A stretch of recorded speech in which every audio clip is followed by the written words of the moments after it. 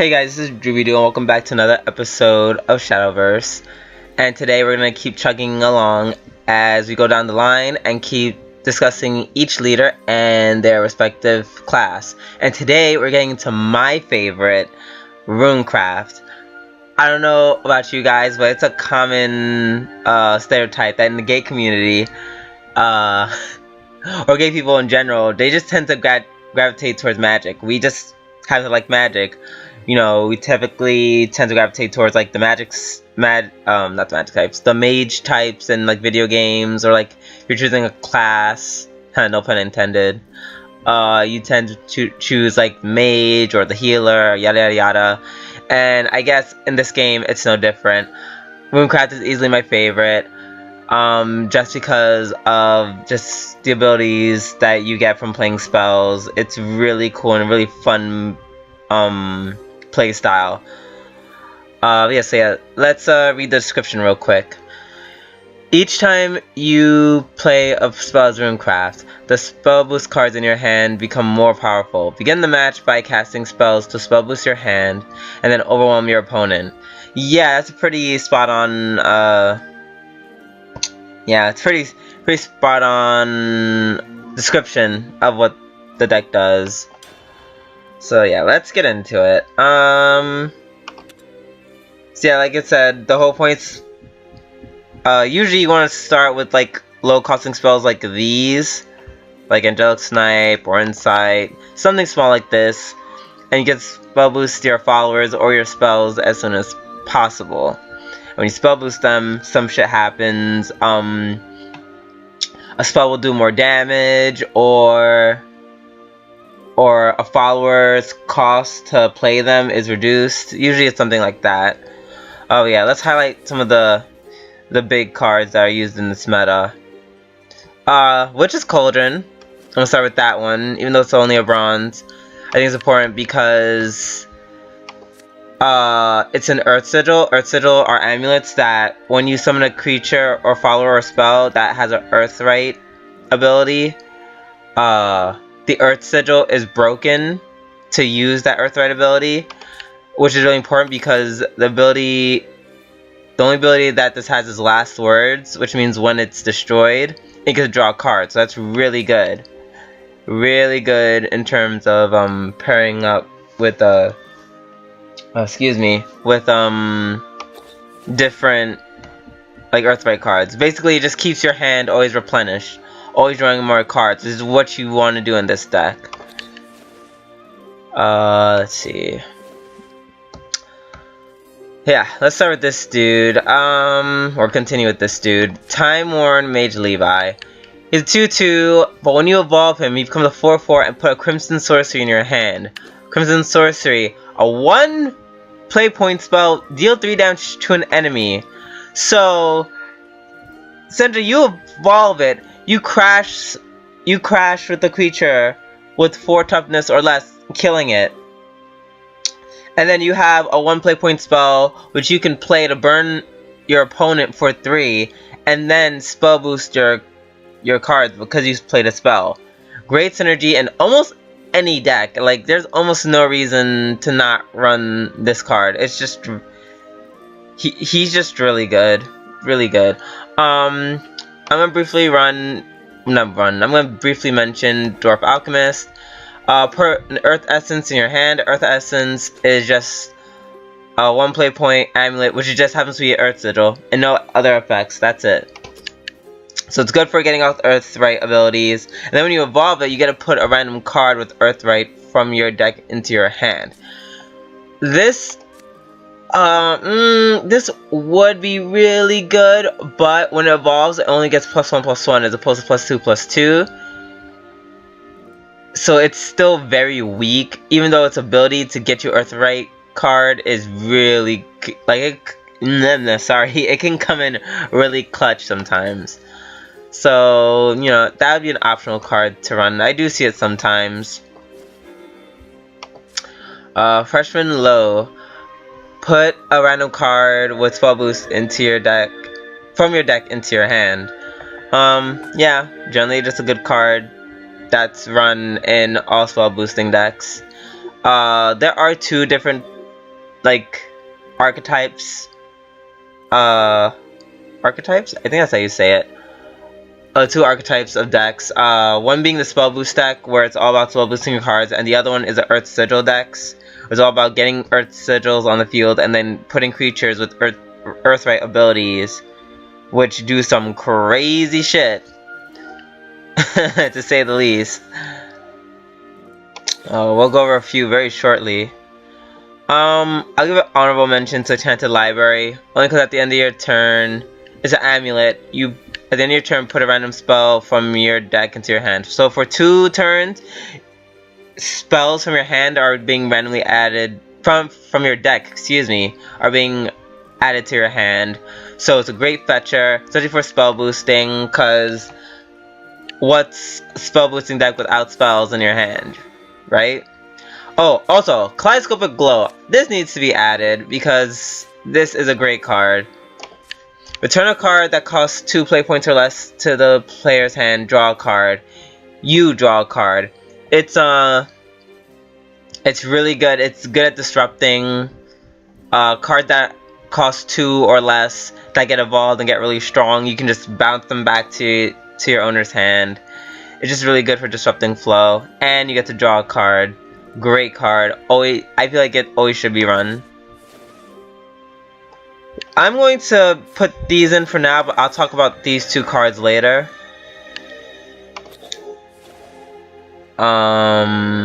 Let's see.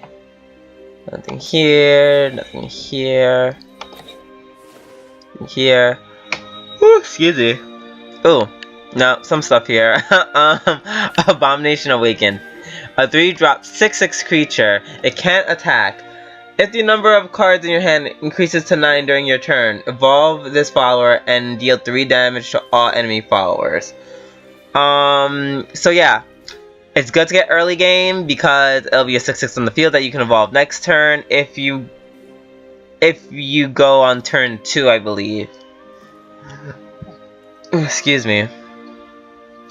But if not, you can always save this game for a late game, and if you just have like a lot of cards in your hand, which, you know, excuse me, if you're running like a more control-y, stall-y spell boost deck, I don't see why you shouldn't run this card, because trust me, in those decks, drawing cards or having 9 cards in your hand is like never an issue. So you play it, draw 9, and then, you know, wipe the field for 3, which isn't hard to do because Abomination Awakened only costs 3. So, you know, late game versatility is a thing. You know, my Silver Oni doesn't see the point in using this card, but I like it. It's done me well. If all else, it's a good, like, it makes your opponent panic because it's like, oh, there's a 6/6 on my field staring me in the face. This is a problem. Let me throw all these resources to kill it. Let's see. Nothing here really worth mentioning. I think that really sticks out. Let's see.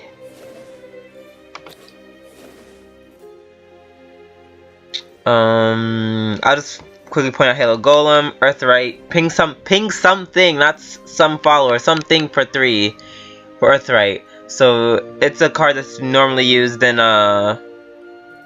like more aggro Earth Sigil decks, which wasn't a thing until this generation, and I'll get to that very soon as well. Oh wait. Fire Chain. Deal 1 damage to random enemy follower 1 time. Spell boost, repeat 1 time. So some people do run this. I'm seeing this a lot more frequently in this meta. I guess it's good for like late game spells. Like it's one of those late game spells that's good to play. Or if you've been spell boosting it early and something against, I don't know, Forestcraft or definitely Swordcraft, this would be a good spell to use. Just because it will most likely kill everything on the field, because Swordcraft isn't known for having like high defense tanky monsters. Piercing Rune deals 2 damage to an enemy follower, then deal 2 damage to the enemy leader. If an ally follower evolves, change the cost of this card to 2. Great card. Run in more aggro, mid-range aggro, spell boost decks, and mid-range aggro, Earth Sigil decks. It's a good card. Kill a creature for 2 potentially, and then do 2 damage to the enemy leader. And then you can, if you evolve it, it can cost for 2. It only costs 2, excuse me. Let's see, what else do we have? Ancient Alchemist, Earthright. Put 3 Conjure Guardians in your hand. Conjure Guardians are 2 play point spells that summon a Guardian Golem. Guardian Golems are 3/3 creatures with ward. That is exceptionally low costing. So 2 play points for a 3/3 with ward, I'll take it. And you get 3 of them. The only thing that sucks about her is that she's just a 2/4. So your turn 5, if they have a lot of creatures on the field, you're sacrificing a lot of momentum by playing this card. Only to play catch up next turn. But it's a good defensive card though, I like it. Sure, I'll briefly discuss Sun Oracle Pascal. Earthright, at the end of this turn, double all other ally followers' attack and defense if this follower is still in play. It's good end game. It's really hard to get off mid game because it costs 5. The only way I could see you doing that is if for some reason your opponent hasn't like killed your other creatures, which is almost always the case. And this game is very, you know, it's very paramount to have board control in terms of creatures. So it's really hard to get this ability off unless it's endgame. So that's why not many decks use it. Magic Girl Melvie. So this is Silver Oni's card. I think he just likes using it because she's cute. Fanfare. Both players draw cards until each player has 7 cards in their hand. This card is a very hit or miss card. Using Magic Girl Melvie is, the way to use it is so paramount. Like, you really, like, it's really all about timing with this card. Because if you use it and you replenish your opponent's hand, they can just easily kill you next turn. And all you have to show is a 4/4 on the field. And they could be like, oh, I have a whole hand, you know, ready to deal with that. So, use this card with caution. You don't want to, like, people have used this card against me, including Silver Oni, where he's played this card, given me the card that I needed to kill him. So be very careful how you use this card. Wizardress of Oz. Fanfare. Draw cards until there are 5 cards in your hand. Change the cost of the spells without spell boost in your hand to 1. Last word, at the start of your next turn, banish all spells in your hand. This is very good if you literally just want to play a bunch of cards in your hand. Like, you just literally just want to play a bunch of cards in your hand. Go nuts. I recommend you not using a spell boost deck. This is something, maybe spells such as like Piercing Rune, Kaleidoscopic Glow, maybe. Some cards that you plan on using very soon that don't require spell boost. Now that I think about it, I think I would rather use these cards in like Earth Sigil deck because none of them require a spell boost usually. But yeah, basically that drawing 5 cards, it can be really awesome, especially in like a neutral craft deck. Good card. Just use it wisely. Essentially. Falise. The Leonardian Mage. Deal X damage to an enemy follower. X equals the number of neutral cards in your hand. Then evolve this follower if you play it for 7. And it gets Storm. I think this is a great card. You can pop something if you're playing a neutral deck. And then you can hit something for 4. I think it's a good card. I definitely run it in, or at least I'm testing it out in some of my decks. Let's see. Professor of Taboos. Oh, love this card. I love this card. Whenever an enemy follower is destroyed during your turn, summon a zombie. At the end of your turn, perform Earthright. Destroy a random enemy follower. This card is so good. He literally gives you defense and offense at the same time, which is the cards that you want in this game the most. Turn 6, with the assumption that you still have play points, you can evolve him. Boom, kill a creature. That creature dies. You get a zombie. Because notice how it says it does whenever an enemy follower is destroyed during your turn. So it doesn't have to be, it could be in any way you kill a creature, you will get a zombie.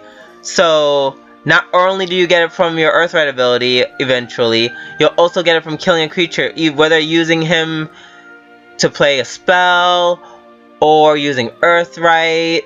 And when I say using a spell, like using a spell to kill an enemy follower, like you'll get zombies. So all of a sudden, it's like you totally just flip the board control. Like he had all these creatures, and now because of Professor of Taboos, now you have like a 5 something, and then 2 zombies on the field, or 1 zombie on the field. Like it's I love Professor of Taboos. It's just a really good card. Just a really good card. Also, destroy a random enemy follower. That also is really good against you know, ambush creatures. Yeah, that's right, I'm looking at you, fucking Swordcraft, you suck. It's a good card, it's a good card, I love it so much. Master Mage Levi, Fanfare, deal 3 damage to an enemy. Earthright, deal 3 damage to all enemies instead. This is the reason, this is the main reason right here that somewhat aggro, mid-range Earth Sigil exists. Before, it was just very control-y. You know, with cards such as Professor of Taboos, it just made sense. But now, cards like this give it Earth Sigil a real new, like, a new twist on it that allows it to be offensive. Yeah, just deal 3 damage to everything. It's a really good spell. It's literally spell. It's a good follower. It just burns everything, and it's a 4/4. So I like it. Good spell. Good spell. I keep calling it a spell. Good follower. Calamitous Curse. Not many decks run this. I just think this is one of the best forms of removal. One of the best low-key board wipes. Why? Because it doesn't destroy creatures. It banishes them. Banishing is similar to killing, except it just doesn't kill. Like, all those last word abilities are ignored when you play Calamitous Curse, or when you banish a creature. So, yeah. Now, you may think, oh, you know, banish all enemy followers with 2 defense or less. And then Earthright, banish all enemy followers with 5 defense or less instead. That is huge! There are multitude of creatures and multitude of decks that have overpowered last word abilities that have a defense of 5 or less. Or you can deal damage to them, giving them a defense or 5 or less. In my opinion, it's one of the greatest board wipes in this game. Definitely a favorite. I almost always run this in an Earth Sigil deck. I see no reason why you shouldn't. Mutagenic Bolt transforms all enemy followers into Flame Rats, and Flame Rats are 1/1/1 play point followers, and at the start of your turn, deal 1 damage to both leaders. This is good if this can be used defensively or offensively. But it's one of those cards that, once again, you have to use this wisely. You know, use this with caution. Whew, excuse me. Sorry, it's a little bit early in the morning. I just wanted to get this video out of the way. But anyways, yeah, this is good if it's like endgame and you guys are both really low on life, and then he has like this, he plays Bahamut, or he plays like a bunch of huge threats. This is when you would play Mutagenic Bolt, and you know, he loses all those creatures, and then he pings himself for 2 or 3, but you also get dealt 2 or 3. So this card is all about the timing, in my opinion. Like, if you already have creatures on the field, or you can play creatures after this that pose a threat to him, by all means, play them. Play them, or destroy the rats as soon as possible, or hit the person for damage and so that he'll die. This card is really good, but you just really have to know when and how to play it.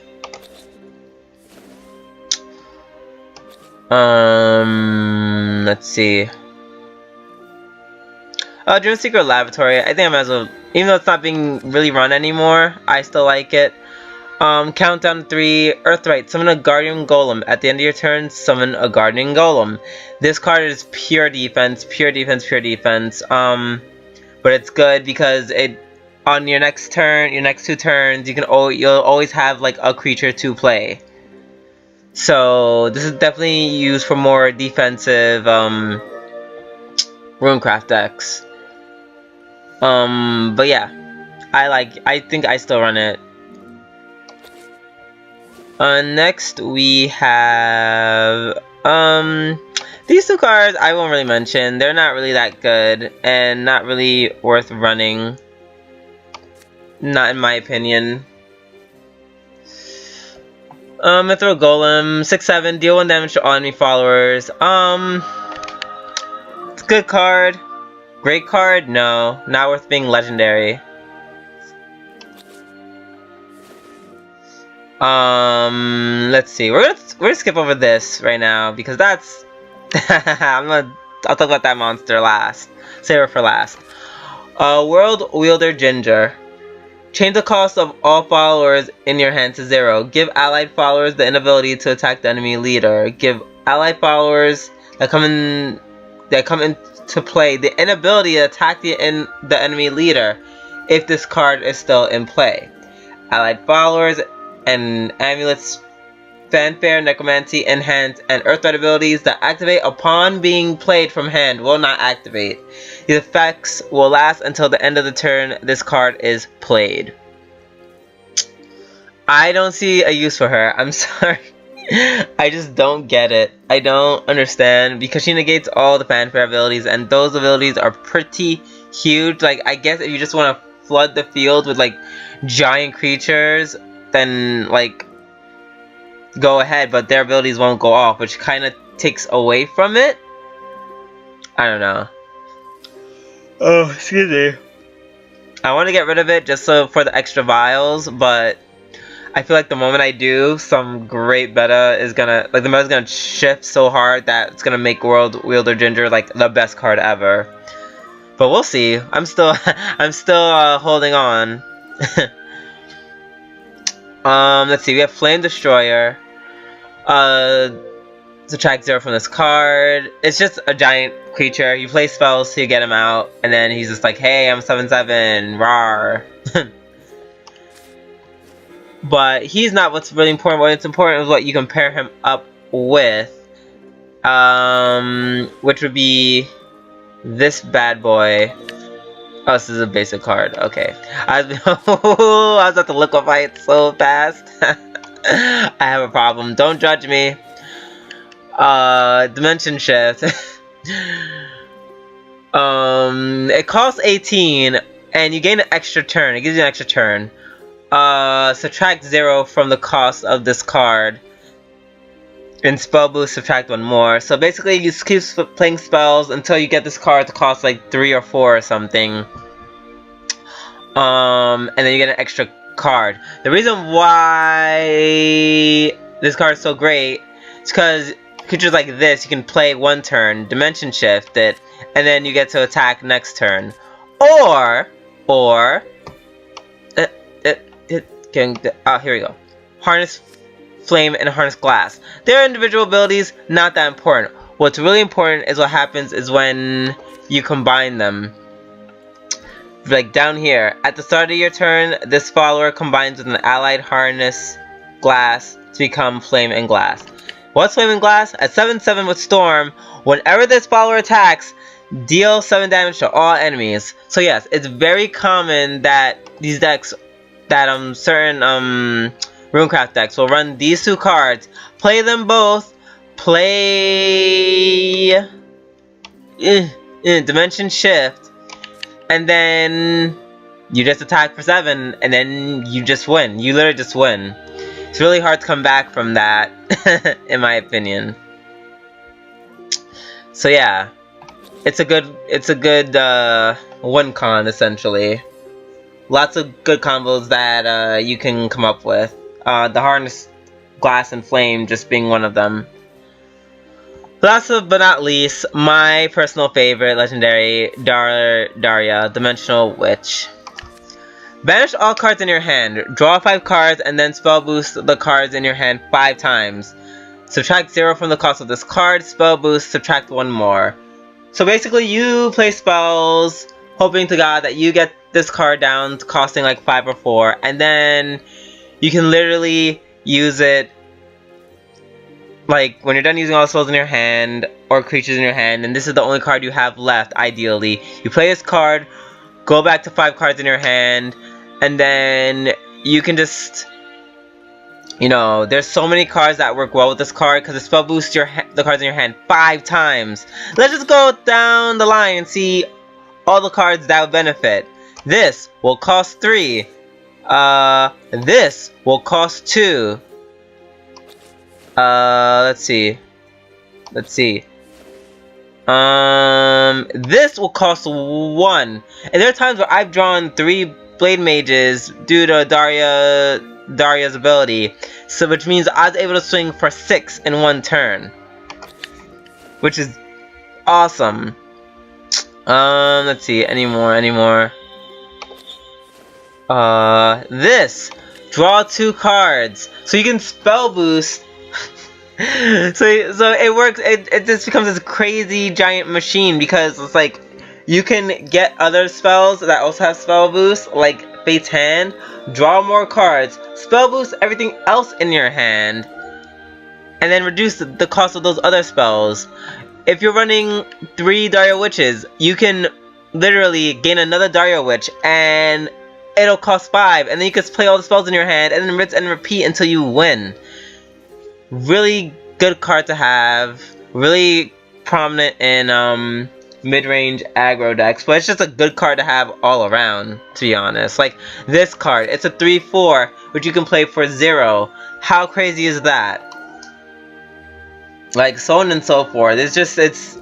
Daria just has such great synergy with like half the cards like in Runecraft in general.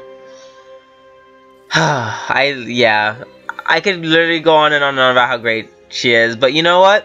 Hopefully if you play this game, you can just see for yourself. Or better yet, I'll show you in one of my upcoming videos. And with that being said, I think we'll end it for today.